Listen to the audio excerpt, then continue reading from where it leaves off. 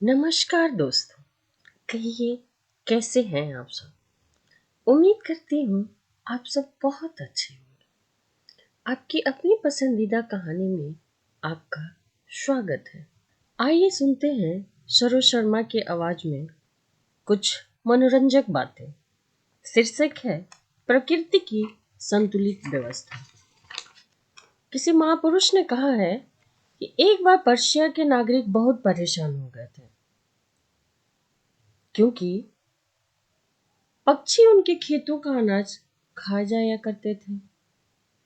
परेशान होकर नागरिक अपना कष्ट लेकर अपने राजा फ्रेडरिक के पास पहुंचे। किसानों की बातें सुनकर राजा को बहुत क्रोध आया और बहुत परेशान हुए। उसने तत्काल ही राज्य के सभी पक्षियों को मारने और भगा देने की घोषणा कर डाली। पक्षियों के मारे जाने पर या उस एरिया से बाहर चले जाने पे नागरिक बहुत खुश हुए और उनके बीच उत्सव सा मनाया जाने लगा। खुशी से वो बहुत ही झूमने लगे, नाचने लगे और यह सोचा कि अब उनकी सारी समस्याओं का अंत हो गया है, क्योंकि सारे पक्षी तो अब उड़ गए। अब उनके खेतों का अनाज नहीं खाएंगे, बचा रहेगा। लेकिन ऐसा कुछ नहीं हुआ। एक वर्ष आते ही अगले वर्ष खेतों में अनाज बोने पर एक भी दाना नहीं उगा। मतलब जब किसान खेतों में नया बीज डाले तो एक भी दाना उगा नहीं, फसल तैयार नहीं हुई। नागरिक वहां के काफी परेशान होकर फिर राजा के पास अपनी समस्या को लेकर गए। राजा ने कारण पता लगवाया। जब राजा को ये बात पता चली कि एक भी दाना अनाज का अंकुरित नहीं हुआ, ऐसा क्यों, तो इसका कारण पता लगाया। पता चला कि मिट्टी में जो कीड़े थे उन्होंने सारे बीजों को ही खा लिया था। पहले इन कीड़ों को वे पक्षी खा जाया करते थे। जो पक्षी उड़कर खेतों में आते थे वो कीड़ों को ही खा जाते थे, इसलिए फसल निकल आती थी, जिससे बीज सुरक्षित भी रहते थे। लेकिन इस बार पक्षियों के न रहने से फसल के होने से पहले ही त्राही त्राही मच गए। चारों तरफ लोगों के बीच हाहाकार मच गया कि अब फसल नहीं हुई, क्या खाएंगे, कैसे जिएंगे, कैसे रहेंगे। जब सबको यह कारण पता चला तो राजा से लेकर सामान्य नागरिक तक सब हर कोई अपनी नादानी पर पछताने लगा। राजा भी पछताए, आम नागरिक भी बहुत पछताने लगे। अब उन्हें महसूस हुआ कि इस सृष्टि में सभी प्राणी एक दूसरे पर निर्भर है। कोई अकेला जीवित नहीं रह सकता। यहाँ पर परमात्मा ने कोई भी प्राणी व्यर्थ नहीं बनाया, चाहे कीड़े हों, चाहे जानवर हो, चाहे मनुष्य हो, चाहे चाहे जल में रहने वाले प्राणी हो और चाहे धरती पे रहने वाले, चाहे आकाश में उड़ने वाले, सब एक दूसरे पर निर्भर है। सभी मिलकर सृष्टि चक्र में एक दूसरे का सहयोग करते हैं। इसमें से किसी एक को भी हटाना प्रकृति की व्यवस्था में गतिरोध पैदा करना है, जिसका दुष्परिणाम प्रत्येक नागरिक को भुगतना पड़ता है। इसके बाद राजा ने दूसरे राज्य से पक्षियों को बुलाया,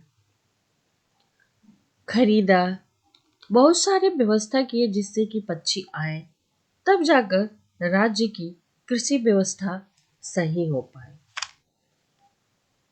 इसीलिए दोस्तों, इसीलिए कहा जाता है कि हम सब, ये दुनिया गोल है, हम सब एक दूसरे पर निर्भर है, कोई अकेला जीवित नहीं रह सकता। एक और छोटी सी घटना का जिक्र करते हैं, आइए सुनते हैं।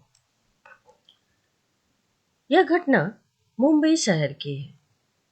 बहुत पहले की बात है। एक वृद्ध महिला लकड़ियों का एक गट्ठर सामने रखकर राह चलते लोगों से अपने सिर पर रखने के लिए मदद मांग रही थी। जो कोई भी आता था उससे कहती, बाबू, भैया, दीदी, ये गट्ठर हमारे सिर पे रखवा दो, मुझे आगे जानी है। परंतु कोई भी आदमी उसकी बात को सुन नहीं रहा था और उसकी मदद करने के लिए तैयार नहीं हुआ। सब आगे को चले जाते थे। तभी एक कोट पैंट व टाई पहने सज्जन आदमी आते हुए दिखाई दिए। बहुत ही साफ सुथरे और एकदम सूट बूट में एक आदमी आते हुए दिखाई दिए। वह वृद्ध महिला चाहते हुए भी उनसे सहायता की पुकार नहीं की। उस सज्जन को लगा कि शायद वह महिला उनसे कुछ कहना चाहती है, तो उन्होंने रुककर उससे पूछा। वो आगे बढ़े, फिर ठिठक कर आए और बोले, माँ जी, क्या कहना चाहती हो? क्या आप मुझसे कुछ कहना चाहती हो? यह बात सुनकर वह वृद्ध महिला की आंखों में आंसू आ गए और वह बोली, मैं यहाँ से हर गुजरने वाले चलने वाले व्यक्ति से अपने गट्ठर को सिर पर रखने के लिए मदद मांग रही थी, पर कोई भी मेरी मदद करने को तैयार नहीं था। यही सोच रही थी तब तक आप आए, पर आपसे मदद मांगने की मेरी हिम्मत नहीं हुई। मैं यही सोची कि जैसे बाकी लोग चले जा रहे थे, मेरी बात को नहीं सुन रहे थे, वैसे आप भी चले जाएंगे। वह महिला अभी यह सब कुछ कह ही रही थी कि वह सज्जन पुरुष ने तुरंत नीचे झुका और उस गट्ठर को उठाकर उस महिला के सिर पर रख दिया और बोले, माँ जी, लो, चलो, अब आप आगे जा सकते हो।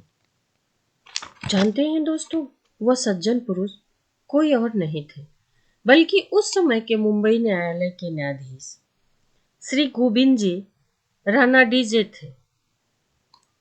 उस समय के मुंबई न्यायालय के मुख्य न्यायाधीश श्री गोविंद रानाडे जी थे। सही कहा गया है दोस्तों कि व्यक्ति अपने पद, कपड़े, खानदान या अपने बातों से नहीं पहचाना जाता, बल्कि वो ऐसे पहचाना जाता है कि वो किस तरह का आदमी है। उसके सद्गुणों से उसकी महानता झलकती है, जो उसकी जीते जी तो समाज में बिखरता ही है, मरणोपरंत भी वह इंसान अमर रहता है।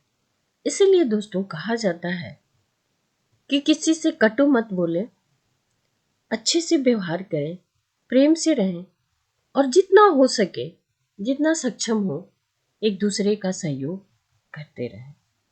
धन्यवाद दोस्तों। कहानी अच्छी लगी हो तो लाइक, कमेंट, शेयर और सब्सक्राइब करना ना भूलें। मिलते हैं एक नई कहानी के साथ। तब तक के लिए खूब खुश रहें, मस्त रहें, व्यस्त रहें।